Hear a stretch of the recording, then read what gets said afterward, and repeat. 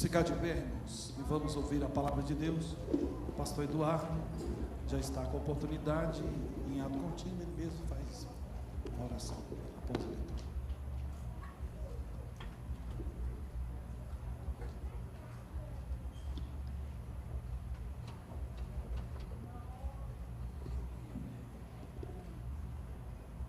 Graças a Deus, meus irmãos, a paz do Senhor Jesus.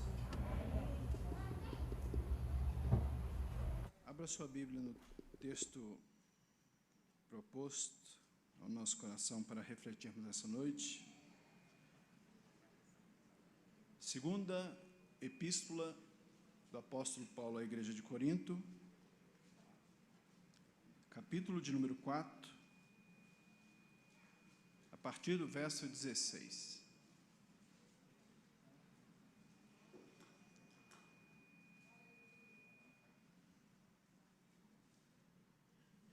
Quero desde já agradecer a oportunidade de estar aqui e poder refletir na palavra do Senhor com os irmãos.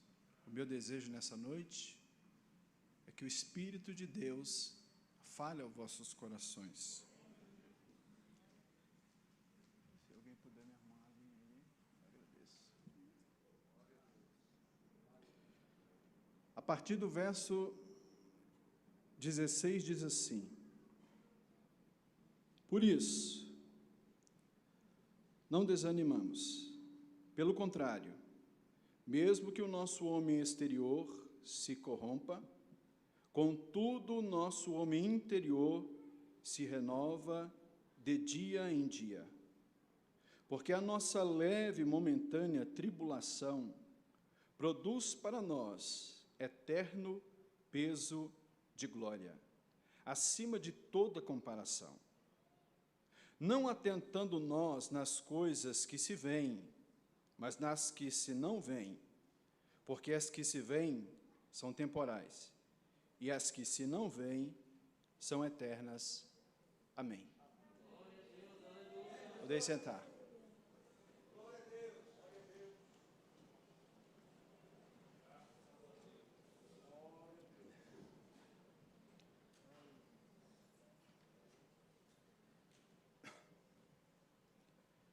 Quero agradecer também à irmã Iranils, à irmã Renata, pelo convite. Me sinto lisonjeado. E desejo que Deus fale convosco nessa noite. Incline sua cabeça, vamos fazer uma oração. Espírito de Deus, Tu és o dono desta palavra. O Senhor sabe que cada um entrou aqui nessa noite o que precisa. Então eu te peço que fale para o louvor da glória do nome de Jesus. Amém. Quando o apóstolo Paulo escreve a segunda epístola à igreja de Corinto, Paulo estava enfrentando alguns embates. Paulo estava com problemas com aquela igreja. Igreja qual o próprio apóstolo Paulo havia fundado. Você sabe que na igreja de Corinto, ela era uma igreja que tinha todos os dons espirituais. Porém, na igreja de Corinto havia os pneumáticos, ou os cheios do Espírito, mas havia também os sárquicos, os crentes carnais. E foi uma das igrejas que deu grande problema ao apóstolo Paulo, assim como a igreja da Galácia do Sul.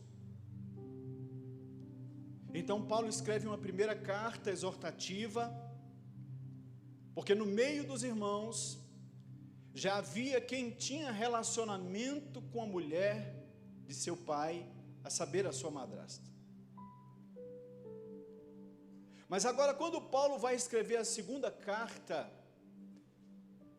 alguns homens haviam entrado na igreja e colocavam o apostolado de Paulo em xeque,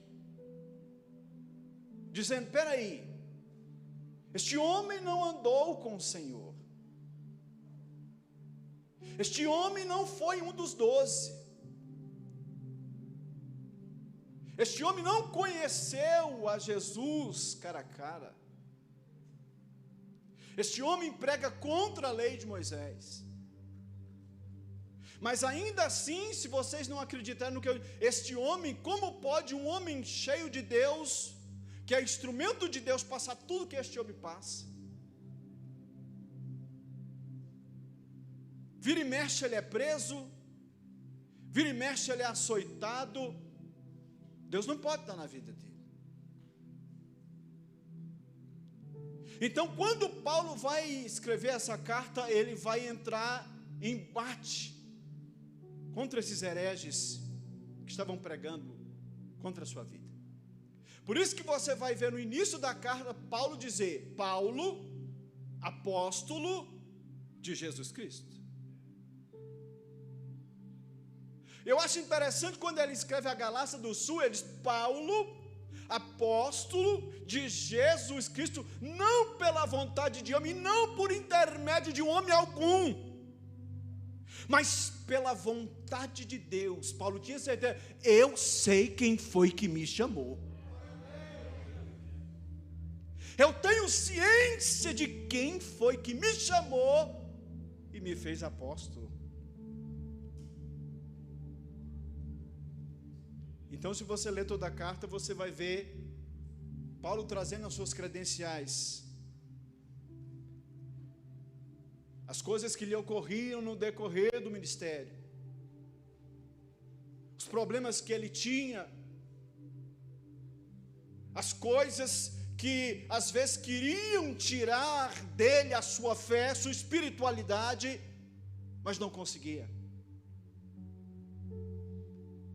Então a gente chega aqui no capítulo 4, Paulo vai falar como era o seu ministério, como era a sua pregação, qual era o seu objetivo em pregar. Paulo diz: ei, eu não prego como eles pregam, não. Você sabe por quê? Eu tenho ciência de uma coisa: tudo que tem em mim, tudo que há na minha vida, não vem de mim mesmo. Paulo, mas como é que você se coaduna diante de Deus? Eu sou apenas vaso. E Deus colocou esse tesouro dentro de vaso. E pasme os irmãos, para que vejam o que se está dentro do vaso, às vezes é preciso quebrá-lo. Então Paulo está dizendo: quanto mais eu sou quebrado, mais aparece o que está em Deus, o que é de Deus na minha vida. Quanto mais ele me quebra, mais manifesta-se a glória dele em mim. Mas Paulo, qual é a sua visão a esse respeito? Eu tenho uma visão. A partir do verso 16, ele vai dizer: não desanimamos, pelo contrário, mesmo que o nosso homem exterior se corrompa, não que ele estivesse se corrompendo com as questões de Corinto. Você sabe que foi dado um adágio, corintinizar, e a pessoa que morava na cidade de Corinto era visto como corrupto. Era difícil ver uma pessoa certa, crente, em Corinto. Mas pensa no seguinte: aquela cidade, em meio a tanta devassidão, Jesus colocou uma igreja lá. Como é que é, pastor? A cidade corrompida, a cidade onde havia homossexualidade, havia muita promiscuidade, havia culto a vários. Deus colocou a sua igreja lá para ela brilhar.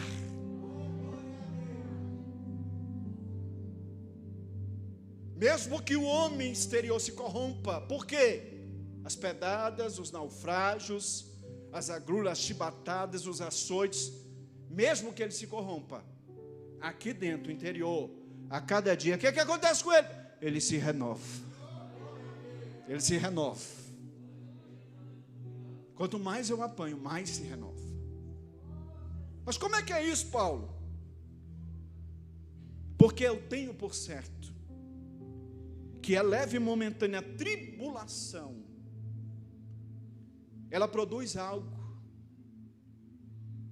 Ela produz um peso de glória. E quando Paulo fala de tribulação aqui, o termo grego que ele usa é eclipsis, que é o ato de prensar. Era quando a azeitona ela era prensada para soltar o melhor azeite. Não sei se você entendeu. Quanto mais Deus pressiona, mais que Deus quer produzir azeite.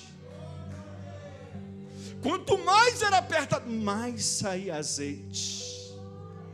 Quanto mais ele era humilhado, mais saía azeite. E o que é que isso produz em você? Isso produz um peso. E a gente tem que entender que Paulo está falando numa mente judaica, mas escrevendo em grego. Ele escreve sim a palavra doxa, mas quando ele está pensando no peso de glória, ele está pensando na palavra kavod. E quando ele está pensando no peso de glória, o que ele lembra? Capítulo 7 de 2 Crônicas. Quando Salomão terminou de orar, e a glória de Deus encheu toda a casa, a ponto dos homens que estavam ali não conseguirem ficar de pé. O que Paulo está dizendo? Quanto mais eu sou prensado, mais tem peso. Mais pesa em cima. Pesa o quê? Glória. Quanto mais eu estou sendo prensado, mais a glória de Deus ela vem sobre a minha vida, a glória pesada de Deus. É por isso que eu não me atento nas coisas terrenas. É por isso que minha visão não está colocada nas coisas terrenas. E onde é que está a sua visão, Paulo? A minha visão está nas coisas celestiais. Aquilo que se vê, aquilo que se nota no olhar, se desfaz, se destrói. Mas quem tem visão celestial é outro processo. Paulo era um homem que tinha visão celestial. Paulo era um homem que tinha visão de Deus. Mas como é que você adquiriu essa visão de Deus, Paulo? Foi num dia, quando eu peguei carta dos principais sacerdotes e ia a Damasco, para poder destruir os irmãos que estavam ali. E o que é que aconteceu? De repente, eu vi uma luz. E eu ouvi uma voz. Eu vi uma luz e eu ouvi uma voz. Naquele dia, minha visão terrena foi comprometida. Naquele dia, aquilo que eu enxergava terrenamente foi comprometido. Mas foi aberta a minha visão celestial. Foi aberta a minha visão celestial a respeito de quem é a pessoa do Senhor e Salvador Jesus Cristo. Naquele dia Paulo entendeu o que é um homem ter visão do céu. E a nossa trajetória, ela se divide nisso. Quem tem visão do céu e quem tem visão da terra. O que é que isso quer dizer, pastor? Isso quer dizer, aonde é que está o seu olho? Você lembra que quando Pedro, naquela tempestade, ele vê Jesus. E Mateus, ele vai dizer que Pedro viu a Cristo, mas de longe ele vê Jesus, estava uma tempestade, o tempo chuvoso, neblina. Ele disse, se é o Senhor, eu quero ir ter contigo. E Jesus disse o que? Não, você não pode. Não é para você vir não. Foi isso que Jesus disse? Não. Jesus disse, vem. Pedro desceu do barco e começou a andar sobre as águas. O evangelista diz que ele está olhando para Jesus e ele está andando em linha reta. Enquanto seus olhos estiverem fitos em Cristo, você vai andar em linha reta. Só que em um dado momento, o que aconteceu com ele? Ele olhou o vento. Mas espera aí, lê o texto, você vai ver. Blefo, ele olhou. Mas ele olhou para o quê? Ele olhou para o vento. O vento era invisível, mas ele estava percebendo o vento. E nisso ele tirou os olhos de Jesus. E aí ele começou a afundar. E quando ele começou a afundar, ele disse: Senhor, socorre-me, porque eu vou perecer. Graças a Deus que a mão do Senhor estava estendida para levá-lo de volta ao barco, mas ele tirou os olhos de Jesus. Você lembra da mulher de Ló? Houve um aviso àquela família: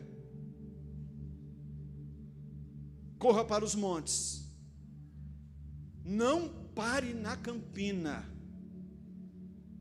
não olhe para trás. Enquanto eles estavam correndo, tudo bem.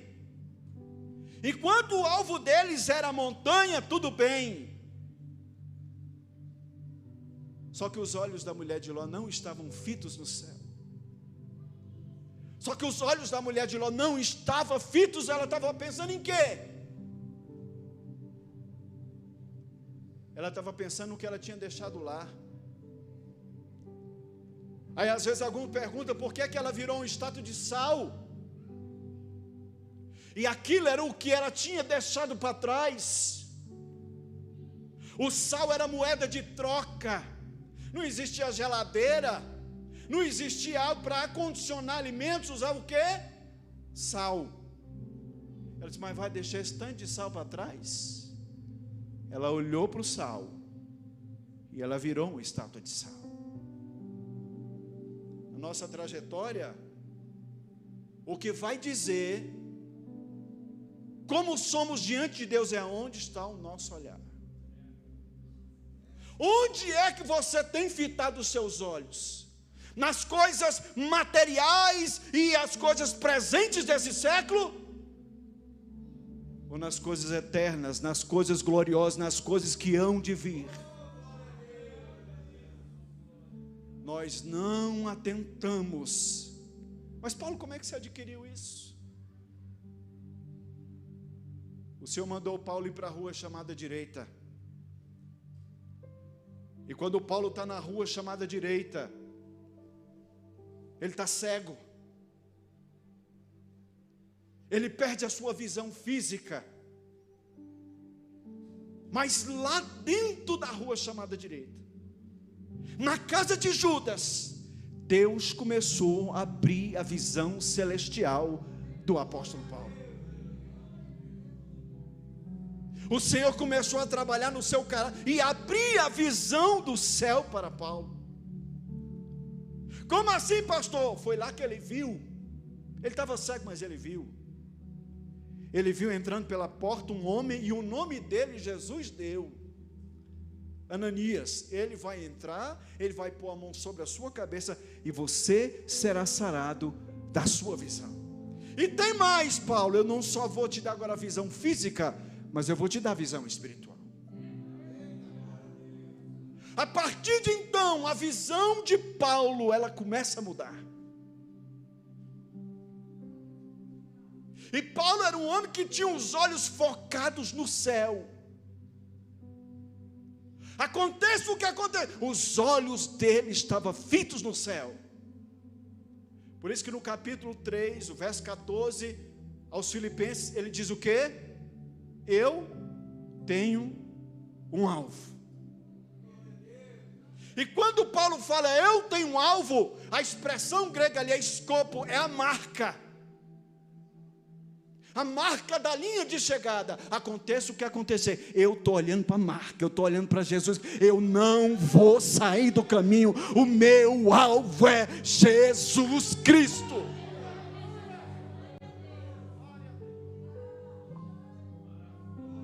Mas a visão de Paulo era comprometida? Como assim, pastor? Ele escreve no capítulo 4, verso 15, aos Gálatas, quando ele esteve lá, que, se possível, os irmãos arrancariam os seus próprios olhos e dariam a ele. Paulo escreve a carta a Galácia, ele diz lá no final da carta: vocês sabem que quão grandes letras, ou seja, letras garrafais, eu estou escrevendo isso, porque minha visão não é boa, mas eu estou mostrando para vocês o céu.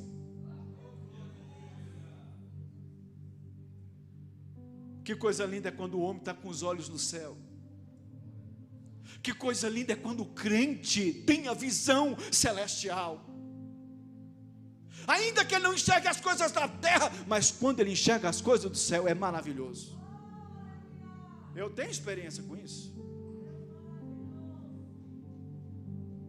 Quando eu aceitei a Cristo como Salvador, Deus mandou na minha casa quem? Uma irmã cega. Irmã Nininha. Irmã Nininha não enxergava as coisas da terra, mas ela tinha uma visão, uma percepção das coisas do céu. Eu me lembro que uma vez o irmão Valdeci falou que foi num culto que a irmã Nininha estava lá. E quando ele estava lá na porta, ela não enxergava, mas disse: entra, Valdeci, tu não sabe o quanto que Jesus te ama. Como é que ela conhecia ele? Ela não enxergava aqui, mas ela via as coisas celestiais. Irmã Nininha foi na minha casa e falou: jovem, Deus mandou te dar um recado, você tem 15 dias de vida.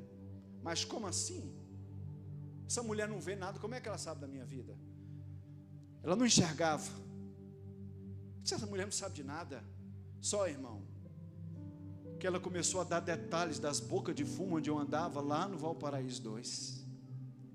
E eu fiquei pensando, como é que essa mulher sabe detalhes se ela não enxerga? Ela não enxergava, mas o Deus que usava ela enxergava, e Ele sabia de todas as coisas que estavam ocorrendo na minha vida. Crente, quando tem visão do céu, a vida dele é diferente. Ainda que ele esteja na hora da morte, ele consegue ver as coisas celestiais. Eu me lembro do testemunho de um pastor, pastor Isaltino Gomes, já dorme no Senhor. Pastor Isaltino uma vez contou um testemunho que ele foi visitar uma ovelha que estava na beira da morte. O câncer já tinha chegado com aquela vida até o limite. Ela já estava na UTI, mas ela ainda falava. Enquanto o pastor Isaltino está conversando com a irmã, ele disse que ela olhou assim para a janela e ela disse: pastor, o senhor está vendo o céu abrindo e ele vindo me buscar? E aí ele, para não desfazer da irmã, ele olhou para a janela e disse: irmã, não estou vendo nada. Quando ele olhou de novo, a irmã já tinha partido para a eternidade. Jesus tinha ido buscar ela lá e ela viu. Coisa linda é quando o crente tem visão celestial. Nada derruba ele, nada destrói ele, nada acaba, porque o olho dele está fito lá no céu.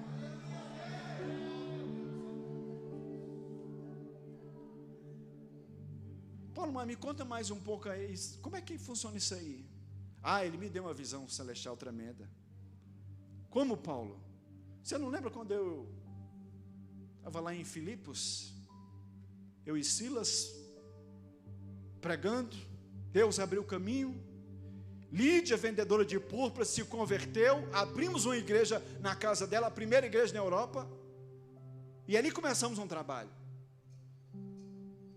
Andávamos pregando o evangelho lá, e apareceu uma moça, e essa moça começou a dizer: esses são homens de Deus, eles pregam o caminho da verdade, ouça o que eles dizem. Só que Paulo entendeu que crente não fica recebendo o elogio do diabo. Crente que é crente não fica, não aceita elogio da parte do diabo. Paulo repreendeu o demônio que estava na vida da moça, e ela foi liberta. E por conta disso, o que acontece com eles? Vão parar na cadeia. Vão parar no presídio de Filipos. E quando eles estão no presídio, você conhece a história. Você sabe que os dois, após ser açoitados com varas, e você sabe que, naquela época, quando a pessoa apanhava com chicote e azorrague, tinha um limite. Tinha limite.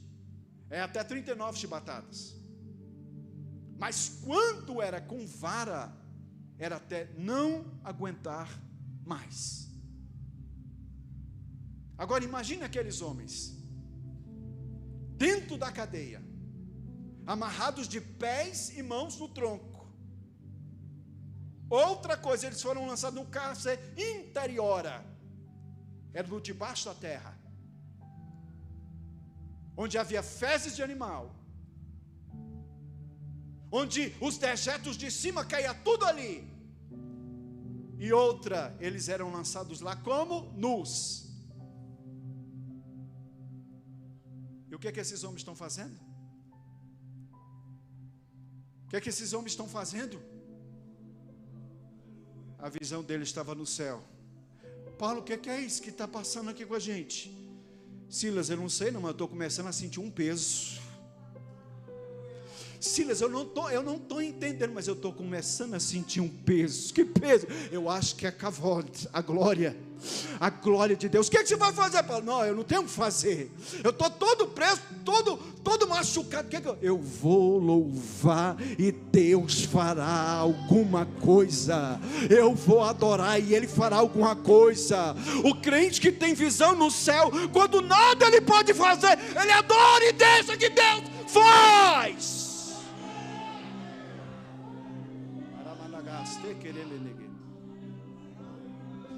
Quando você não pode mais fazer nada com o seu corpo, você faz com a sua boca. E quando você faz com a sua boca, lá do céu Deus ouve e Ele faz.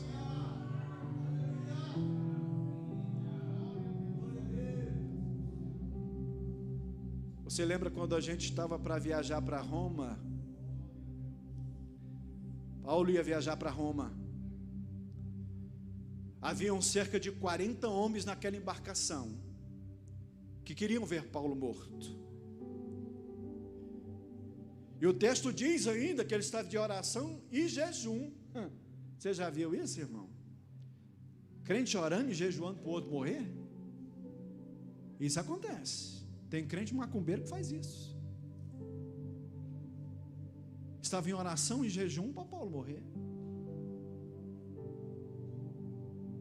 E Paulo percebeu que aquela viagem não ia dar muito certo. Ele falou ao capitão do navio: olha, eu acho melhor a gente dar uma parada.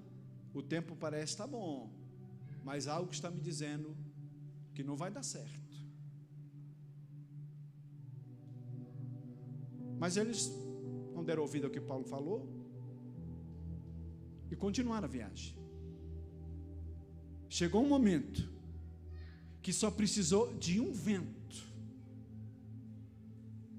e tudo mudou. Que vento foi esse? Lucas registra um vento, um furacão chamado Euroaquilão. E é do nada que acontece. É de repente que o furacão vem e destrói tudo. É de repente que o furacão chega e vira tudo de cabeça para baixo. Eu abro um parênteses aqui para falar um pouco a respeito da vida de Jó. Eu ainda me impressiono como pode um homem passar tudo aquilo e permanecer íntegro. Passar tudo aquilo e ainda permanecer íntegro. E eu já disse aqui, os irmãos, íntegro ali é a expressão inteiro, não dividido. Eu continuo inteiro. O que eu creio em Deus, nada mudou a minha fé.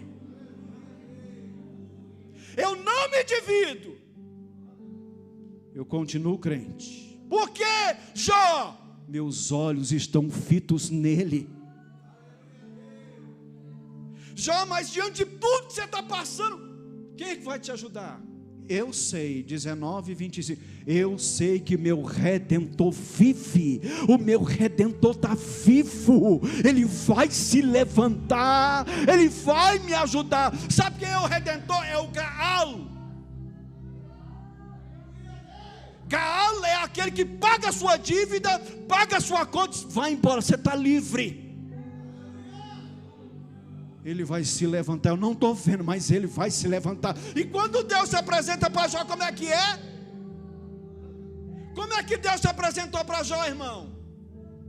No meio de quê? No meio de um redemoinho. A palavra hebraica lá não é redemoinho, é tempestade. No meio da tempestade, Deus se manifestou. Jó, eu sou teu Redentor, Jó, eu estou vivo e eu vim te socorrer. Quando o crente tem visão do céu, mesmo quando está tudo perdido, ele está olhando para cima e sabendo que Deus está no controle, no comando de todas as coisas.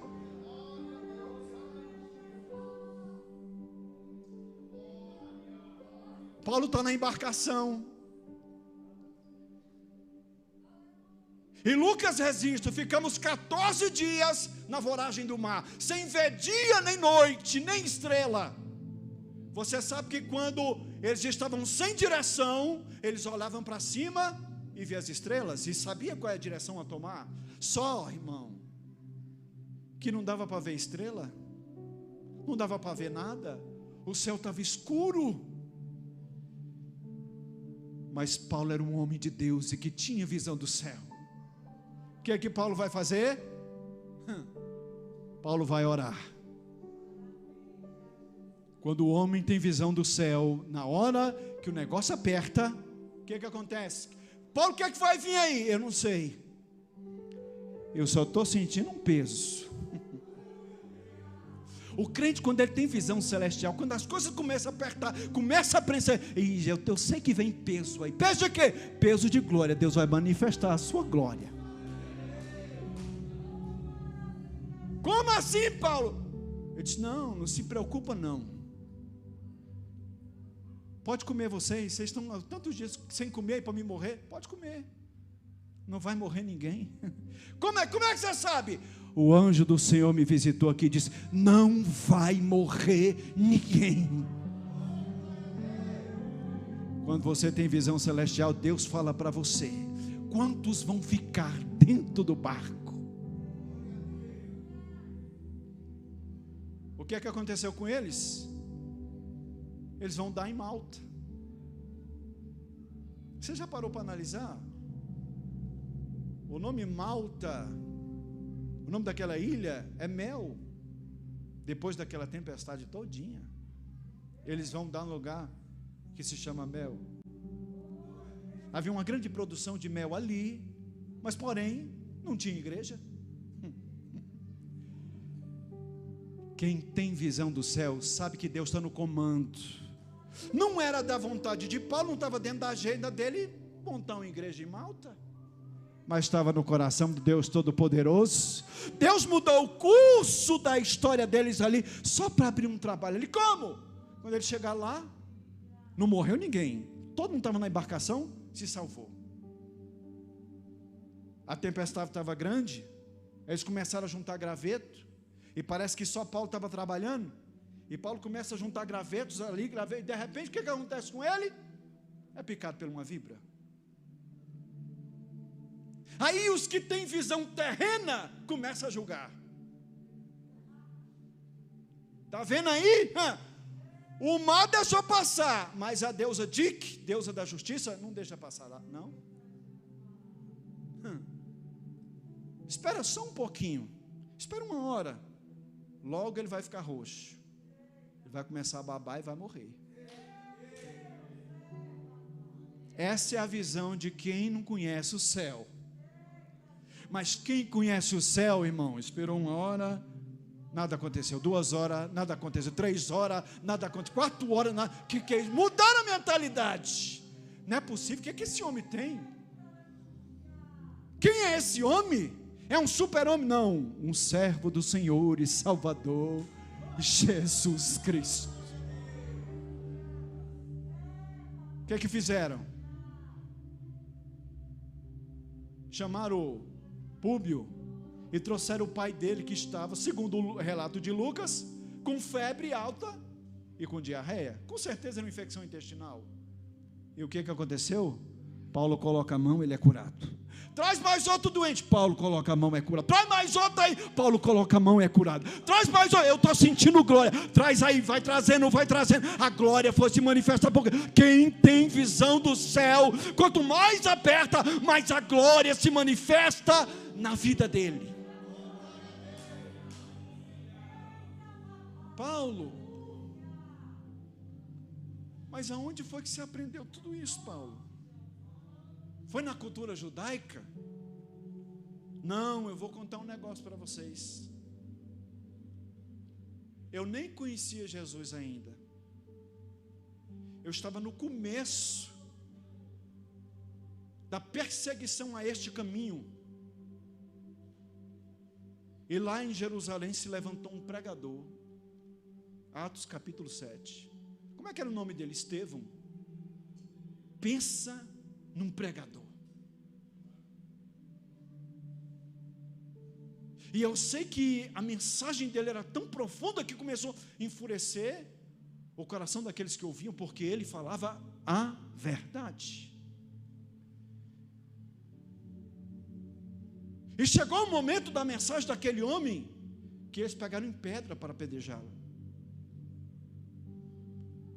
Mas eu nunca vi um negócio daquele. Enquanto pegaram em pedra para apedrejá-lo, o homem começou a brilhar.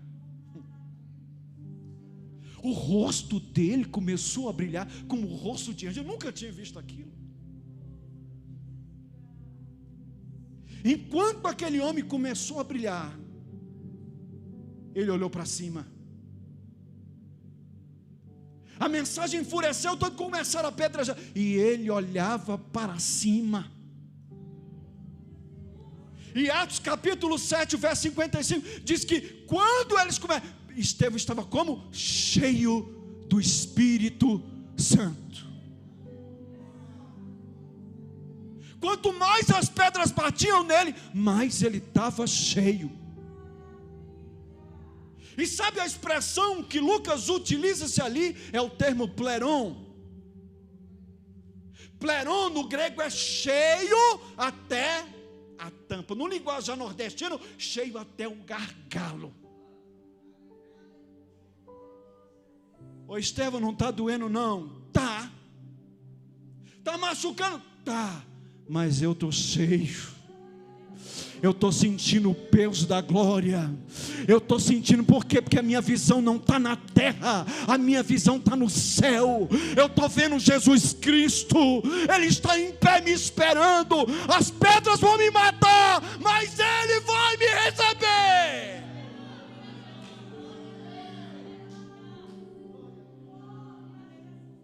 Quando o crente tem visão celestial é diferente.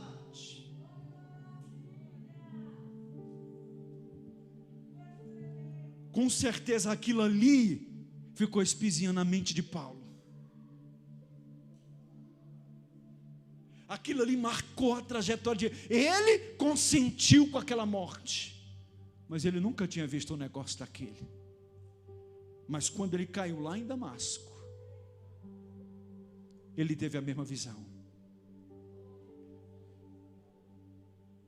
É por isso que quando Paulo já está na beira da morte, ele vai escrever a Timóteo: eu combati o bom combate, eu acabei a carreira, eu guardei a fé. Mas o que é que você está vendo agora, Paulo? Eu estou vendo uma coroa. Mas como, Paulo? Você não está vendo, é o céu que vai partir sua cabeça. Não, eu estou vendo uma coroa. Você não está vendo a guilhotina romana, não? Não, eu estou vendo uma coroa de glória que Ele preparou para mim, não só para mim, mas para todos quanto amam a sua vinda. Por quê, Paulo? Porque meus olhos estão fitos no céu. Se coloque em pé.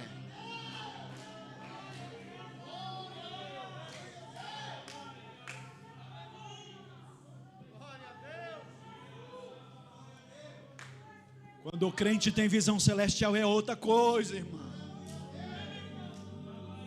É outra coisa.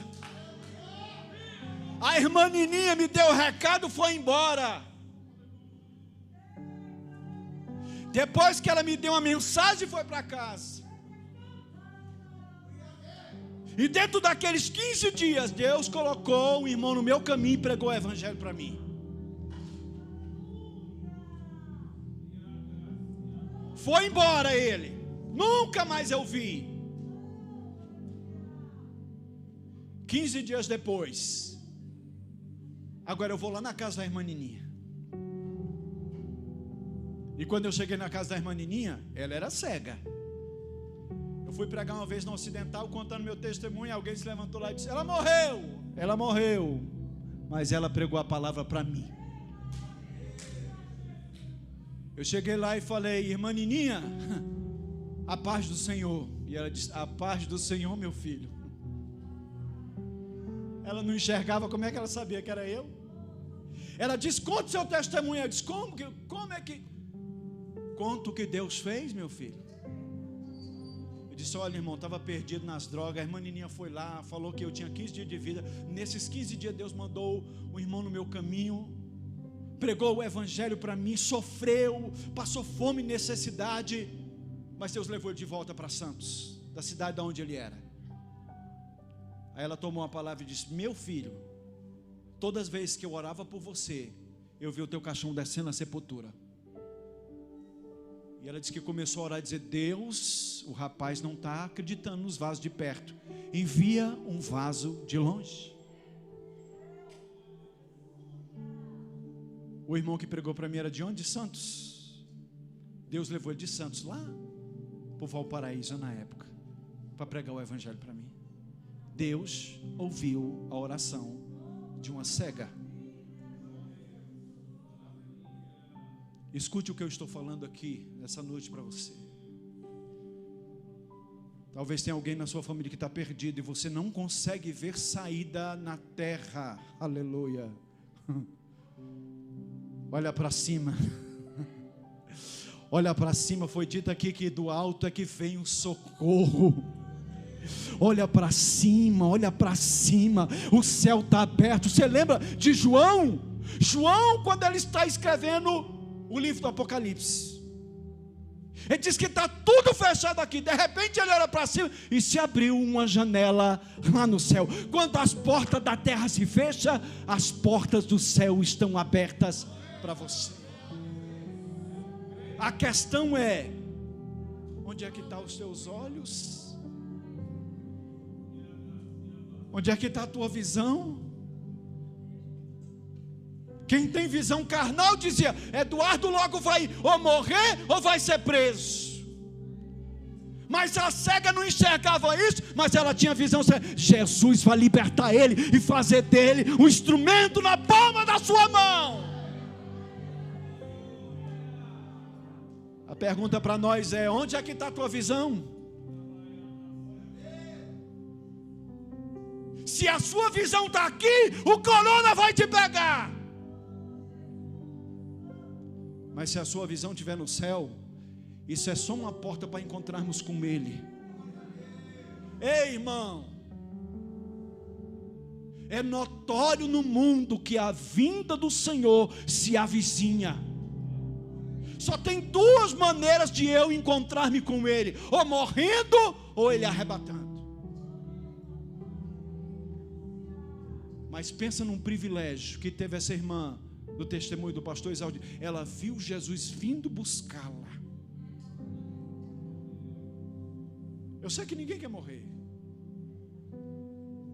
mas a gente não quer, sabe quando? Quando a nossa visão está aqui. Mas quando a nossa visão está lá em cima, a gente sabe: não vai pecar mais, não está sujeito a se desviar mais. As coisas velhas se passaram e eis que tudo se fez novo.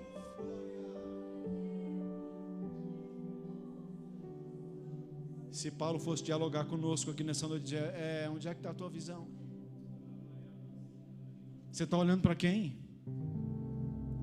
Os discípulos andaram um bom tempo com Jesus e não conseguiam enxergar ele como Messias. Mas na última vez que Jesus está subindo a Jerusalém, no meio da multidão tinha um cego. É mesmo, tinha um cego. Mas era um cego que enxergava. Como assim, pastor? Quando ele ouviu falar que ali era o filho de Davi, ele disse: é o Messias. Ele dá vista a cegos, ele ressuscita mortos, ele cura enfermos, só pode ser ele. Aí ele chama Jesus como? Título messiânico: Yeshua ben Davi, Jesus filho de Davi. Enquanto todo mundo enxergava ali e não via que Jesus estava no meio dele, Deus, o cego viu que era Jesus. Aonde é que está a sua visão? Eu não estou atentando para as coisas terrenas, são passageiras, efêmeras, mas para as eternas. Põe a mão no coração e vamos orar. Senhor nosso Deus e nosso Pai, oh Espírito de Deus, eu sei que Tu estás aqui nessa noite, a Tua presença é real em nosso meio, Senhor. Meu Deus, eu te peço essa noite, abre a visão do Teu povo nesse lugar. Abre a visão celestial, espiritual do Teu povo aqui nessa noite. Espírito de Deus que dá vista cego, abre a visão de pessoas aqui, para que possam ver que Tu estás com eles e que a Tua glória ainda continua pesada no meio do Teu povo. Pai, muito obrigado, Senhor, muito obrigado por essa oportunidade. Abençoa o Teu povo que me ouviu e eu te agradeço no nome de Jesus.